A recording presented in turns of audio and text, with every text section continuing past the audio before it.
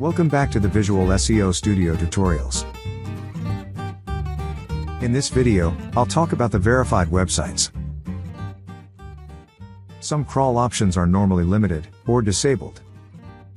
Overloading a web server, ignoring restrictions set by webmasters, and other violations of the robots exclusion protocol could lead webmasters to block the spider, preventing you to perform the analysis. Of course, on your own sites, you can do whatever you want.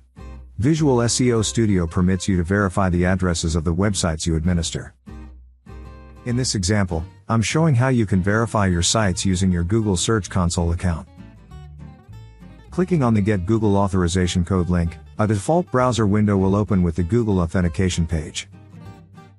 Depending on the cases, the process may take more steps.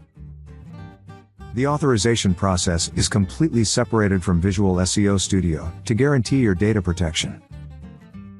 Once you granted the authorization, copy the code supplied by Google in the proper field, and click on Update List.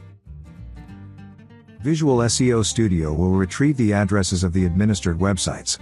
For security reasons, it will remember them for 1 month. On verified websites you can set a faster exploration speed, ignore robots.txt file restrictions, use a different user agent name, and so on. At the expiry, reconfirming them will be even quicker. We recommend keeping the verified sites list always updated. Please consult the documentation for other verification methods, and for further details. Well, that's all for now. Be sure to check out our other tutorials, and thanks for watching.